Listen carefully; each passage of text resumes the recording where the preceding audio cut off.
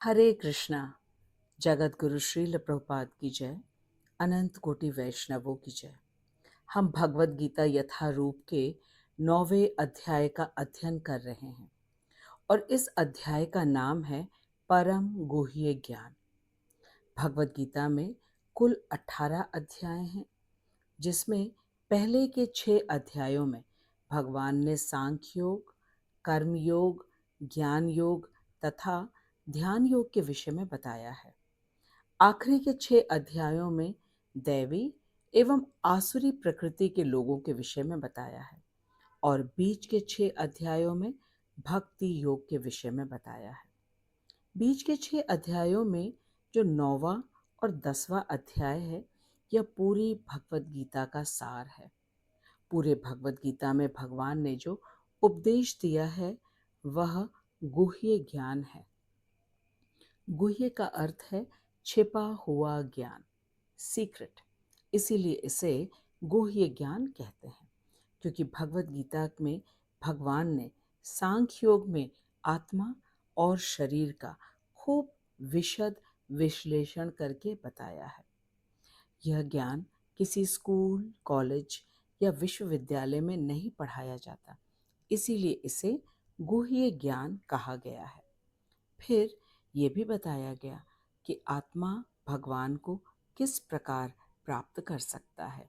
यह है गुह्यतर ज्ञान, क्योंकि यह और गुह्य ज्ञान है और सबसे गुह्यतम ज्ञान है कि आत्मा किस प्रकार गोलोक वृंदावन धाम, जो कि भगवान का सनातन धाम है, वहाँ किस प्रकार भगवान की सेवा में रत रहते हैं। गोलोक वृंदावन धाम में 5 भावों में सेवा होती है: शांत रस, दास्य रस, सख्य, वात्सल्य तथा माधुर्य रस में। यह परम गुह्य ज्ञान है। यही अध्याय 9 तथा 10 का विषय वस्तु है। गुह्य को सीक्रेट कहते हैं, गुह्यतर को मोर सीक्रेटिव कहते हैं और गुह्यतम को मोस्ट सीक्रेटिव कहते हैं। अब हमें गुह्यतम का अर्थ खूब अच्छी तरह ज्ञात हो गया है। आज हम 9वें अध्याय के श्लोक संख्या 3 का अध्ययन करने जा रहे हैं। आज के श्लोक को आरंभ करने से पहले हम एक बार दोहरा लेते हैं कि भगवान ने श्लोक संख्या 1 और 2 में क्या कहा था। श्लोक संख्या 1 में भगवान ने अर्जुन से कहा कि हे अर्जुन, मैं तुम्हें यह परम गुह्य ज्ञान इसलिए दे रहा हूं क्योंकि तुम मुझसे ईर्ष्या नहीं करते हो।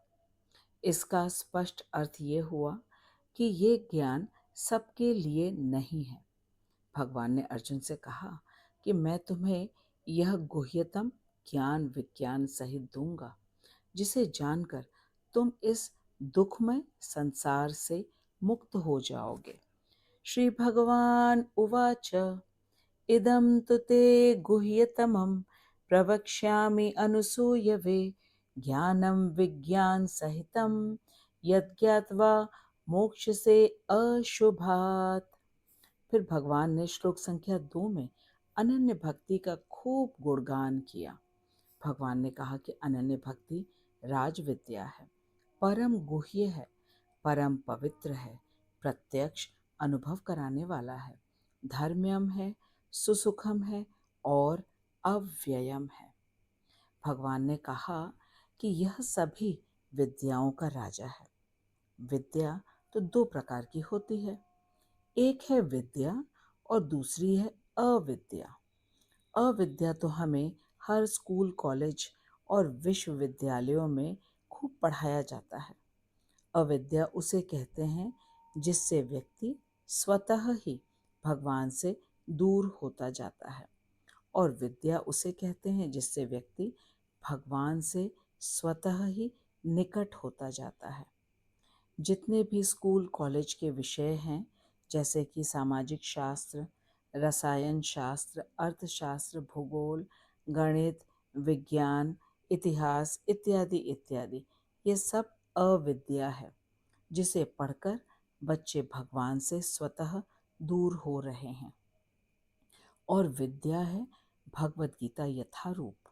श्रीमद् भागवतम, रामायण, रामचरितमानस और इन सब विद्याओं में से जो राजा है वह अभी हम भगवद गीता के 9वें अध्याय में पढ़ रहे हैं।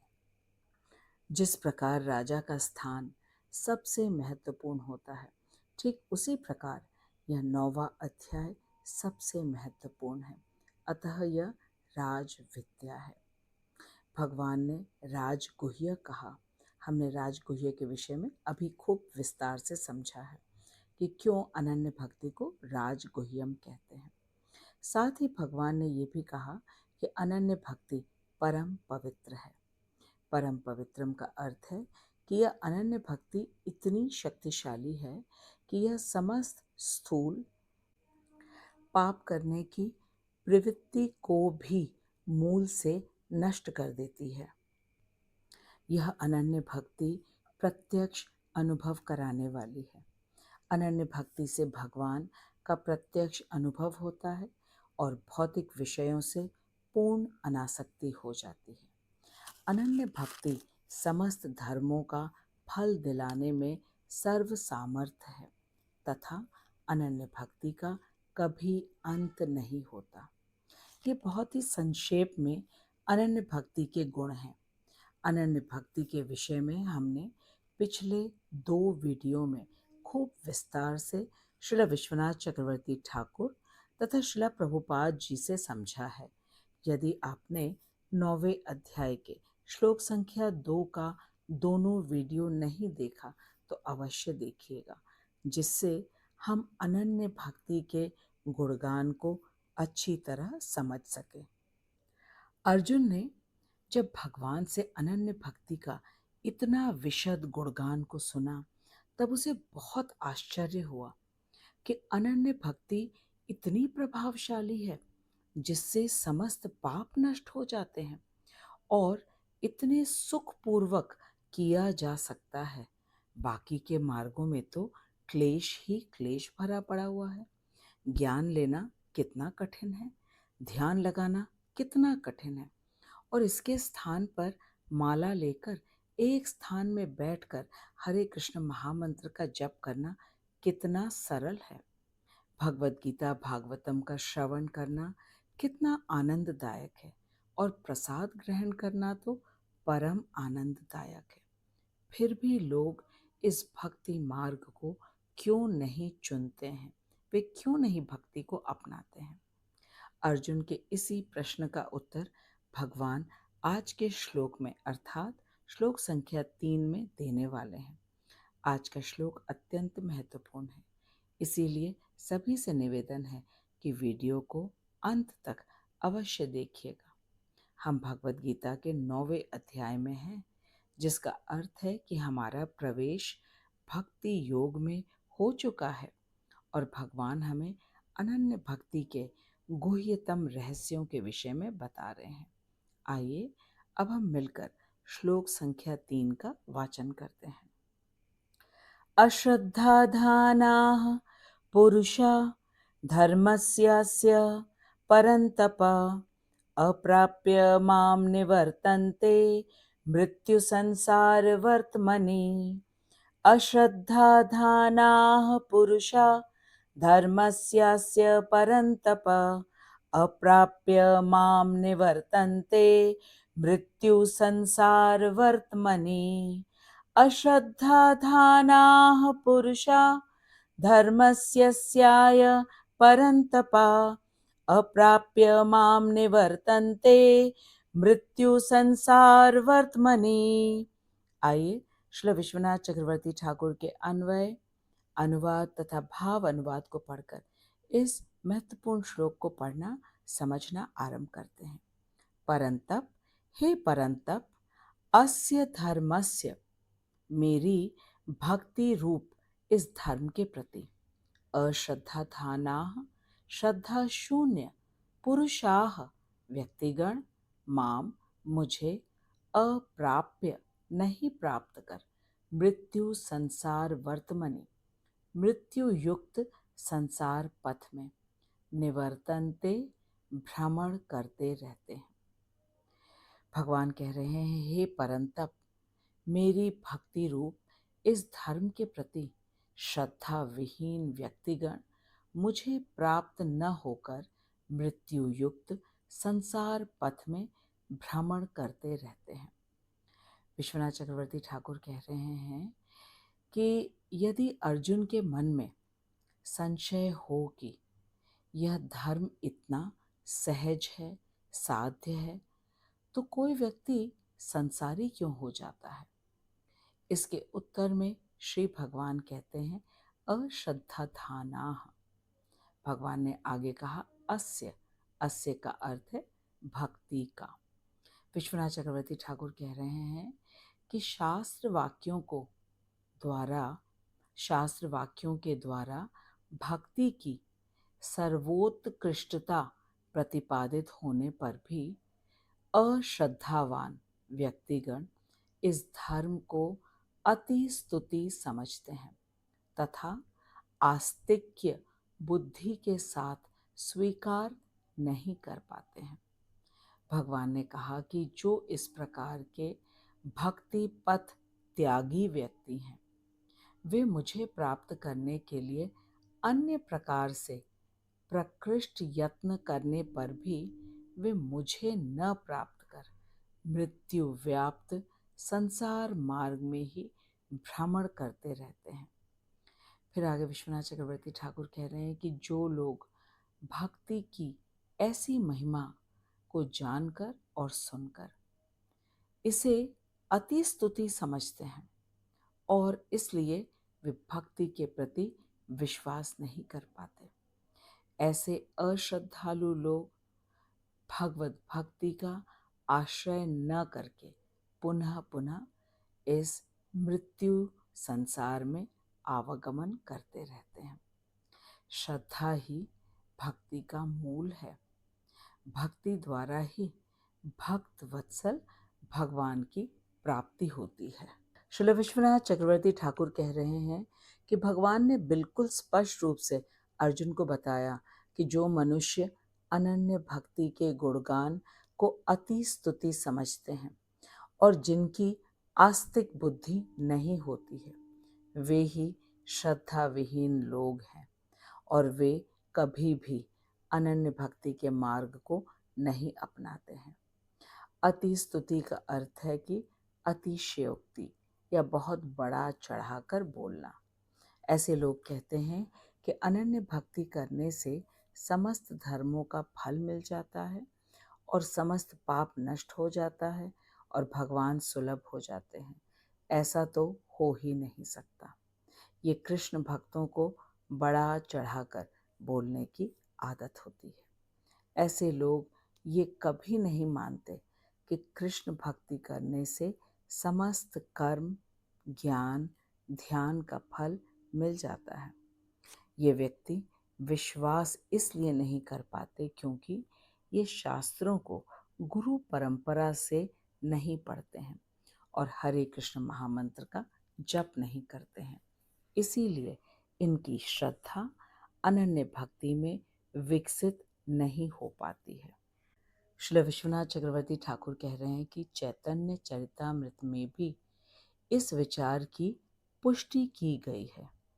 श्रद्धावान जन है भक्ति अधिकारी। इसका अर्थ है कि श्रद्धावान जो है वही भक्ति के अधिकारी है। और फिर आगे कहा गया है, ब्रह्मांड भ्रमित कौनो भाग्यवान जीव, गुरु कृष्ण कृपा पाए भक्ति लता बीज। अर्थात ब्रह्मांड में भ्रमण करते करते कोई विरला सौभाग्यवान जीव श्री गुरुदेव की कृपा से भक्ति लता का बीज प्राप्त करता है। श्री गुरुदेव जीवों के हृदय में कृष्ण सेवा की वासना का संचार करते हैं। वासना अर्थात तीव्र इच्छा। इसी सेवा की वासना से पारमार्थिक श्रद्धा उत्पन्न होती है, जो कि भक्ति का मूल कारण है। आगे विश्वनाथ चक्रवर्ती ठाकुर कह रहे कि अश्रद्धालु, भाग्यहीन समस्त शास्त्रों में प्रतिपादित भक्ति मार्ग का आश्रय ग्रहण न करके सत्कर्म, ज्ञान, योग, तपस्या आदि अन्यान्य साधनों के द्वारा भगवान को पाने का यत्न करते हैं। स्पष्ट रूप से विश्वनाथ चक्रवर्ती ठाकुर ने कहा कि अश्रद्धालु भाग्यहीन व्यक्ति समस्त शास्त्रों में प्रतिपादित गुणगान है कि भक्ति मार्ग का ही आश्रय ग्रहण करना चाहिए, लेकिन वे भक्ति मार्ग का आश्रय नहीं ग्रहण करते और वे सत्कर्म, ज्ञान, योग, तपस्या आदि साधनों के द्वारा श्री भगवान को पाने का यत्न करते रहते हैं, किंतु उनका यह मनोरथ व्यर्थ होता है। श्री विश्वनाथ चक्रवर्ती ठाकुर हमें श्रीमद् भागवतम के 11वें स्कंद के 12वें अध्याय के श्लोक संख्या 9 से इसकी पुष्टि कर रहे हैं। यम न योगेन सांख्येन दान व्रत तपोध्वरैः व्याख्याः स्वाध्याय संन्यासैः प्राप्नुयाद यत्नवानपि। अर्थात योग, दार्शनिक चिंतन, दान, व्रत, तपस्या, कर्मकांड, अन्यों को वैदिक मंत्रों की शिक्षा, वेदों की निजी अध्ययन या संन्यास में बड़े बड़े प्रयास करते हुए लगे रहने पर भी मनुष्य मुझे प्राप्त नहीं कर सकता। यहाँ भगवान श्री कृष्ण बता रहे हैं कि कोई परम सत्य तक पहुँचने के लिए कितना भी गंभीर प्रयास क्यों न करे, श्री भगवान की व्यक्तिगत संगति प्राप्त कर पाना अत्यंत कठिन है। वृंदावन वासी जैसे कि गोपियां और गायें भगवान श्री कृष्ण के साथ हमेशा रहती थीं, अतएव उनकी संगति सत्संग कहलाती है। जो कोई भी पूर्ण पुरुषोत्तम भगवान के साथ अनुकूल रूप से रहता है वह सत अर्थात सनातन बन जाता है। अतएव ऐसे भक्ति की संगति अन्य लोगों को तुरंत ही भक्ति प्रदान कर देती है। ऐसे व्यक्ति की संगति जो हमेशा श्री भगवान के साथ रहते हैं, ऐसे व्यक्ति की संगति अन्य लोगों को भी तुरंत ही भगवत भक्ति, अनन्य भक्ति प्रदान कर सकती है।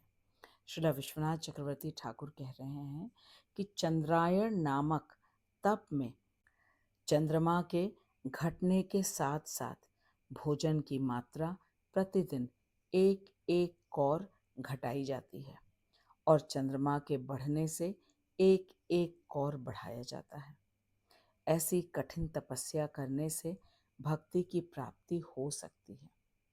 ऐसे अनेक और तपस्याएं हैं जो कि अत्यंत कष्टप्रद हैं और वेदों के कर्म कांड में इनकी स्तुति की गई है।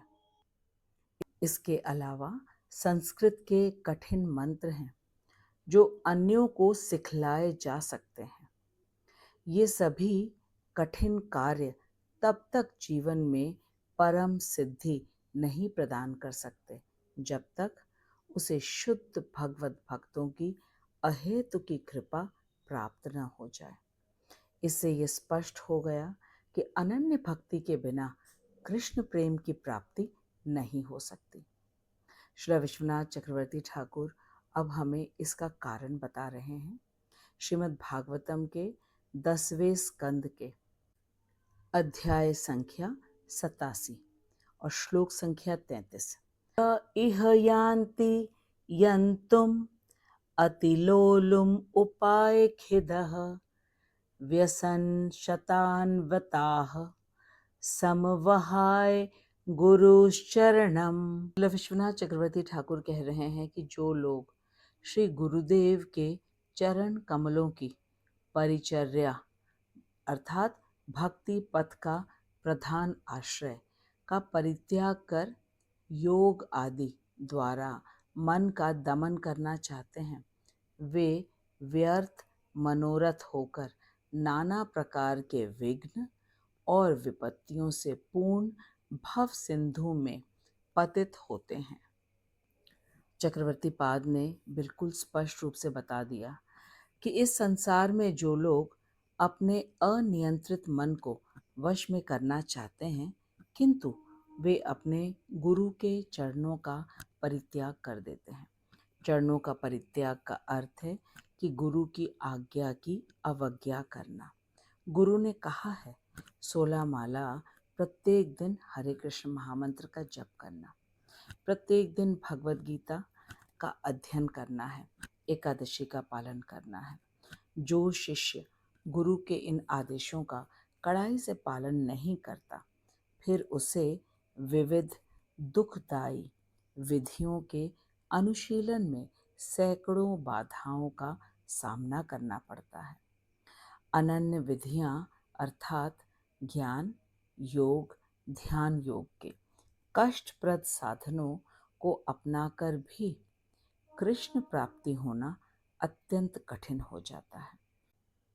यही बताया गया है कि श्रद्धा विहीन व्यक्ति के लिए अनन्य भक्ति को स्वीकार करना अत्यधिक कठिन है, और फिर वह निरंतर इस भौतिक संसार के जन्म मृत्यु के चक्र में बंधा रहता है।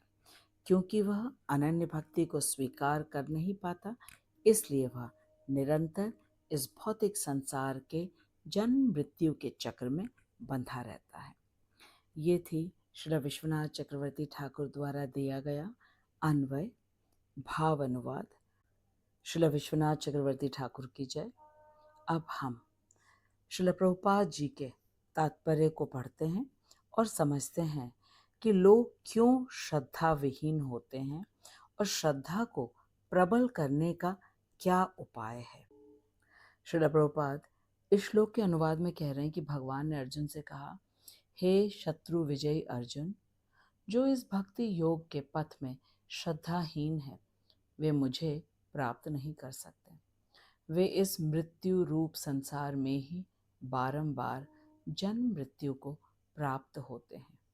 अश्रद्धाधानाः पुरुषा धर्मस्यस्याय परंतप अप्राप्यम माम निवर्तन्ते मृत्यु संसार वर्तमनि। प्रभुपाद जी अपने तात्पर्य में कह रहे हैं कि अश्रद्धालुओं के लिए यह भक्ति पथ असाध्य है। श्रद्धा की उद्भावना भक्त संघ से होती है। श्रद्धा भक्त संघ में ही विकसित हो पाती है। परंतु जो अभागे हैं, उनके हृदय में महत पुरुषों के मुखारविंद से वेद के सारे प्रमाणों को सुन लेने पर भी श्री भगवान में श्रद्धा जागृत नहीं हो पाती है। संदेहशील स्वभाव के कारण वे भक्ति योग में स्थिर नहीं रह सकते। अतः कृष्ण भावनामृत में उन्नति करने के लिए श्रद्धा सर्वाधिक महत्वपूर्ण साधन है। चैतन्य चरितामृत में कहा है कि भक्त में यह दृढ़ विश्वास होना चाहिए कि भगवान श्री कृष्ण की सेवा करने मात्र से उसे संपूर्ण संसिद्धि लाभ हो जाएगा। श्रद्धा शब्दे विश्वास कहे सुदृढ़ निश्चय, कृष्ण भक्ति कैले सर्व कर्म कृत है। श्रद्धा का तात्पर्य है दिव्य तत्व में सुदृढ़ विश्वास। दिव्य तत्व अर्थात कृष्ण। इस श्रद्धा के साथ कृष्ण भावना भावित करने में तत्पर पुरुष के लिए परिवार, मानवता, राष्ट्रीयता विषयक सांसारिक कर्तव्यों का पालन करने की आवश्यकता नहीं रहती है। पूर्व में किए गए शुभ अशुभ कर्मों के फल ही मनुष्य को सकाम में लगाते हैं। कृष्ण भावना भावित हो जाने पर शुभ कर्म फल के लिए उद्यम करने की कोई व्यर्थ आवश्यकता नहीं होती है। यही है अर्थ इस श्लोक का कि श्रद्धा शब्दे विश्वास कहे सुदृढ़ निश्चय, कृष्ण भक्ति कोइले सर्व कर्म कृत होय। जिस व्यक्ति को ये पूर्ण विश्वास हो जाता है कि मैं कृष्ण भक्ति कर रहा हूँ, मैं कृष्ण सेवा कर रहा हूँ और मेरे समस्त कार्य पूरे हो गए, इसी को कहते हैं श्रद्धा। श्रील प्रभुपाद कह रहे हैं कि चैतन्य चरितामृत में कहा गया है कि भक्त में यह सुदृढ़ विश्वास होना चाहिए कि भगवान श्री कृष्ण की सेवा करने मात्र से उसके संपूर्ण संसिद्धि लाभ हो जाएगा। इसी का नाम है सच्ची श्रद्धा, दृढ़ श्रद्धा।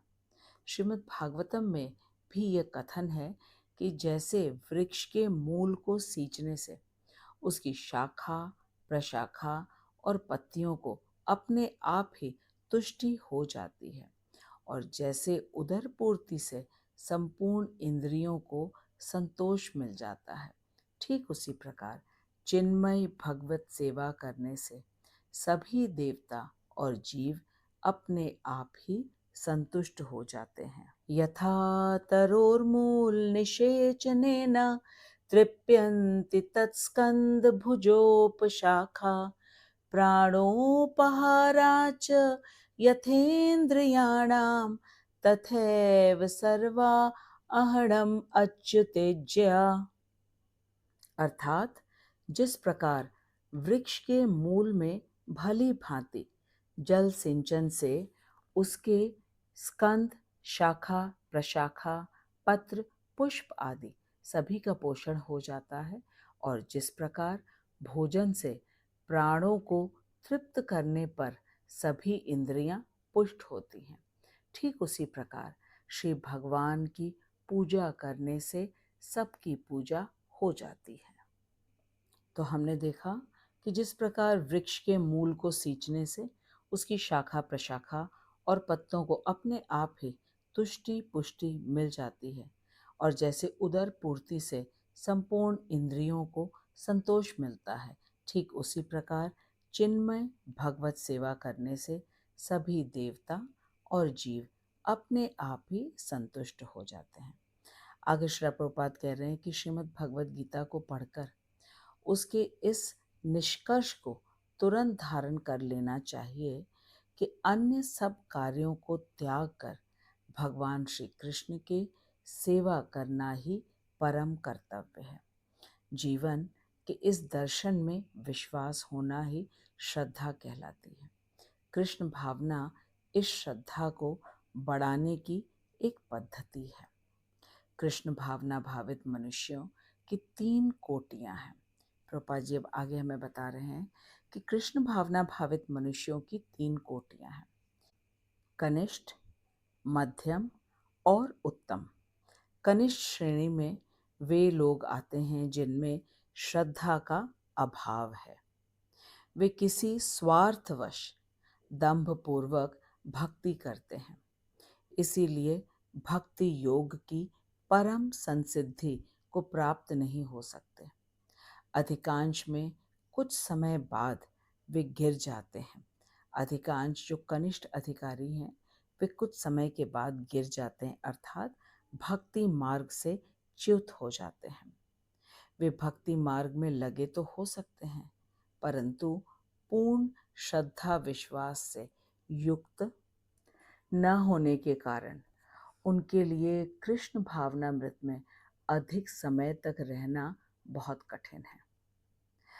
प्रभुपाद जी कह रहे हैं कि उन्होंने अपने प्रचार क्रियाओं में यह प्रत्यक्ष अनुभव किया है कि बहुत से व्यक्ति निहित स्वार्थ से कृष्ण भावनामृत को अपनाते हैं, और आर्थिक दृष्टि से जैसे ही उनको संपन्नता मिलने लगती है, फिर वे कृष्ण भावनामृत का त्याग कर देते हैं और पहले की तरह ही आचरण करने लगते हैं। कृष्ण भावनामृत में प्रगति केवल श्रद्धा के द्वारा ही हो सकती है।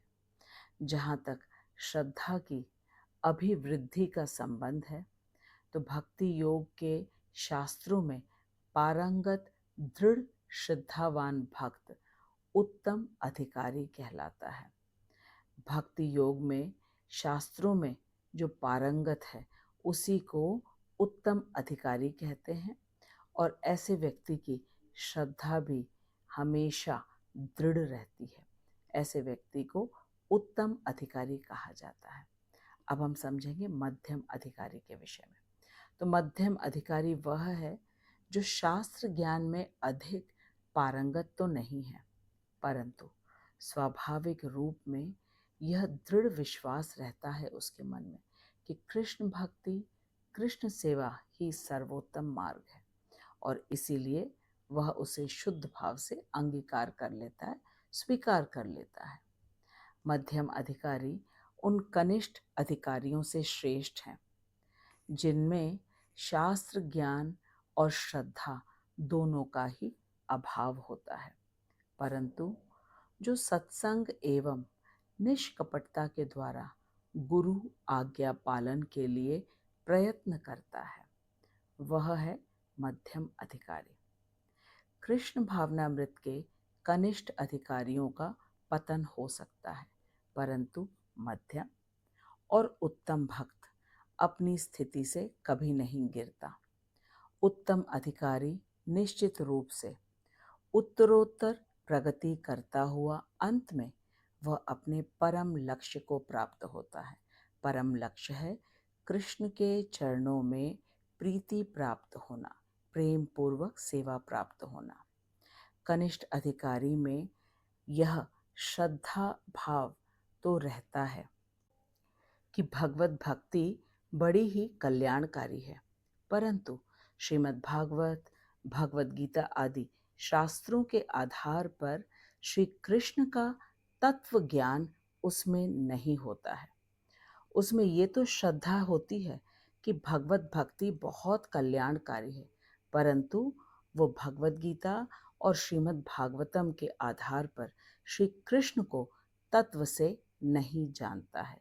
यही है कि उसमें शास्त्र का अभाव होता है, शास्त्र के ज्ञान का अभाव होता है, और श्रद्धा भी उसकी कोमल होती है, क्योंकि श्रद्धा तभी सुदृढ़ होती है जब शास्त्र का पूर्ण ज्ञान होता है। इन कनिष्ठ अधिकारियों में कर्मयोग तथा ज्ञान योग के प्रति इनकी प्रवृत्ति बनी रहती है, और कभी कभी वे भक्ति मार्ग में विचलित भी हो जाते हैं। ये कनिष्ठ अधिकारी यदि वे कर्मयोग, ज्ञान योग आदि के दूषणों से मुक्त हो जाएं, तो वे भी कृष्ण भावना के मध्यम अथवा उत्तम अधिकारी बन सकते हैं। श्रील प्रभुपाद जी कह रहे हैं कि जो कनिष्ठ अधिकारी है, यदि उसका कर्मयोग और ज्ञान योग से निष्ठा और श्रद्धा समाप्त हो जाए और कृष्ण भक्ति में उसकी श्रद्धा सुदृढ़ हो जाए, वह शास्त्रों का अध्ययन करके पूर्ण रूप से यदि वह जान जाए कि कृष्ण भक्ति करने से ही उसके सारे कर्म पूरे हो जाते हैं, तो वह भी मध्यम अथवा उत्तम अधिकारी बन सकता है। श्रीमद् भागवत में श्री कृष्ण में श्रद्धा भाव की 3 वर्गों में विभक्त किया गया है। श्रीमद् भागवतम में श्री कृष्ण में श्रद्धा भाव को 3 वर्गों में बांटा गया है, और 11वें स्कंद में उत्तम, मध्यम एवं कनिष्ठ अधिकारी के विषय में वर्णन है। प्रभुपाद जी आगे कह रहे हैं कि कृष्ण कथा और भक्ति योग की अनुपमेयता का वर्णन सुनकर भी, अनुपमेयता अर्थात इसका गुणगान सुनकर भी, जिसमें श्रद्धा का उदय नहीं होता, जो इनके महात्म्य को अर्थवाद अर्थात अति स्तुति या अतिशयोक्ति समझते हैं, उन्हें यह पथ अति दुर्गम लगता है। भक्ति योग, अनन्य भक्ति का पथ उन्हें अत्यंत दुर्गम लगता है, चाहे वे नाम मात्र की भक्ति में क्यों न लगे हुए हों। उनके लिए इसकी संसिद्धि की कोई आशा नहीं है। जो व्यक्ति कृष्ण कथा और भक्ति योग का इतना गुणगान सुनने के बाद भी जिनमें श्रद्धा नहीं उदय होती है, और वे सोचते हैं कि ये जो महात्म्य अनन्य भक्ति का कहा गया है वह अति स्तुति है, वह अतिशयोक्ति है, ऐसे लोगों के लिए अनन्य भक्ति का मार्ग दुर्गम है, चाहे वे नाम मात्र के लिए भक्ति में ही क्यों न लगे हुए हों। उनके लिए भक्ति की जो संसिद्धि है, कृष्ण के चरणों में प्रेम प्राप्ति, इसकी कोई आशा नहीं है। अतएव भक्ति योग के साधन में श्रद्धा का बहुत महत्वपूर्ण स्थान है। श्रद्धाहीन व्यक्ति कभी भी अनन्य भक्ति कर ही नहीं सकता, और बिना अनन्य भक्ति किए, अनन्य भक्ति की जो चरम सिद्धि है कृष्ण प्रेम प्राप्ति, इसकी कोई संभावना ही नहीं है। श्रील प्रभुपाद जी ने हमें बताया कि कृष्ण भावना भावित व्यक्ति 3 श्रेणियों में बांटे जा सकते हैं: कनिष्ठ, मध्यम और उत्तम। जो कनिष्ठ अधिकारी होते हैं उनकी अनन्य भक्ति में श्रद्धा दृढ़ नहीं होती है और वे शास्त्र अध्ययन में पारंगत नहीं होते। ऐसे कनिष्ठ जन कर्म और ज्ञान का मार्ग को त्याग नहीं पाते हैं। कनिष्ठ अधिकारी कर्म और ज्ञान का मार्ग इसलिए नहीं त्याग पाते हैं क्योंकि अनन्य भक्ति में उनकी दृढ़ श्रद्धा नहीं है कि कृष्ण भक्ति करने से उनके सर्व कर्म हो जाते हैं। इसीलिए वे कर्म और ज्ञान के मार्ग को त्याग नहीं पाते। जो मध्यम अधिकारी हैं उनकी कृष्ण भक्ति में पूर्ण श्रद्धा तो होती है कि कृष्ण भक्ति करने से उनके सारे कर्म पूर्ण हो जाते हैं, कुछ और शेष नहीं रह जाता। लेकिन ये मध्यम अधिकारी शास्त्र में निपुण नहीं होते। इनके श्रद्धा में कोई कमी नहीं होती, लेकिन शास्त्र अध्ययन में ये थोड़े कमजोर होते हैं। लेकिन जो उत्तम अधिकारी होते हैं उनकी श्रद्धा एकदम सुदृढ़ होती है तथा उनका शास्त्र ज्ञान भी एकदम निपुण होता है।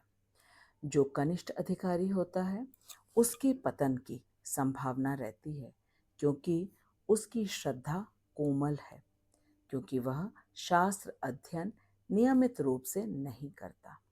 लेकिन यदि वह भक्तों की संगति में शास्त्रों का अध्ययन करे तो वह भी धीरे धीरे मध्यम और फिर उत्तम अधिकारी बन सकता है। मध्यम अधिकारी और उत्तम अधिकारी का कभी पतन नहीं होता, बल्कि मध्यम अधिकारी भी उत्तम अधिकारी बन सकता है शास्त्रों का नियमित रूप से अध्ययन करके। श्रील प्रभुपाद जी ने हमें बहुत ही सरल उपाय दिया है श्रद्धा को सुदृढ़ करने के लिए। हमें पूरे एकाग्र भाव से 16 माला प्रतिदिन हरे कृष्ण महामंत्र का जप करना चाहिए। प्रत्येक दिन मंगल आरती करना चाहिए। गुरु परंपरा से प्रत्येक दिन भगवत गीता भागवतम का अध्ययन करना चाहिए। प्रसाद खाना है और जब भी अवसर मिले तो भक्तों के साथ पूरे उत्साह और जोश के साथ हरिनाम संकीर्तन करना चाहिए। यदि हम इन सरल से उपायों का पालन कर लेते हैं तो हमारी श्रद्धा निश्चित रूप से सुदृढ़ हो जाएगी। मैं आशा करती हूँ कि अब हमें खूब अच्छी तरह अर्जुन के आश्चर्य भरे प्रश्न का उत्तर मिल गया है। अर्जुन को इस बात का आश्चर्य हो रहा था कि जब अनन्य भक्ति इतनी सरल, सुगम, सुलभ, प्रभावशाली एवं शक्तिशाली है, फिर भी सभी लोग इसका अवलंबन क्यों नहीं करते हैं और संसार के जन्म मृत्यु के चक्र से बाहर क्यों नहीं आ जाते हैं। तो इसके उत्तर में भगवान ने कहा कि जो व्यक्ति भक्ति योग में श्रद्धा विहीन है वे मुझे प्राप्त नहीं कर पाते हैं। वे इस मृत्यु रूपी संसार में बारंबार जन्म मृत्यु को प्राप्त होते हैं। हम सभी अत्यंत भाग्यशाली हैं कि भगवान हमें एक एक बात को इतने विस्तार से बता रहे हैं और हमारे आचार्यगण हमें भगवान के प्रत्येक बात को भागवतम के प्रमाण एवं उदाहरण से समझा रहे हैं। मैं श्रीला प्रभुपाद, श्रीला विश्वनाथ चक्रवर्ती ठाकुर एवं मेरे शिक्षा गुरु हिज ग्रेस हरिमोहन दास प्रभु जी को दंडवत प्रणाम करती हूँ, जिनकी अहेतु की कृपा से हमें भगवत गीता के परम गुह्य ज्ञान को समझने का सौभाग्य प्राप्त हुआ है। मैं आपको हृदय से धन्यवाद देती हूँ कि आप भगवान के प्रत्येक वचन को इतनी एकाग्रता और श्रद्धा से सुन रहे हैं। अब हम अगले सप्ताह मिलेंगे और जानेंगे भगवान के विशद ऐश्वर्यों के विषय में। तब तक आप खूब प्रसन्न मन से हरे कृष्ण महामंत्र कीजिए। इस वीडियो को खूब अच्छी तरह देखिए, अन्यों के साथ अवश्य शेयर कीजिए। यदि कोई प्रश्न हो कमेंट बॉक्स में लिखिएगा। मैं शिला प्रभुपाद जी की कृपा से आपके प्रश्नों का उत्तर देने का पूर्ण प्रयास करूंगी। जगत गुरु श्रील प्रभुपाद की जय। अनंत कोटि वैष्णवों की जय। निताई गौर प्रेमानंदे। हरि हरि बोल।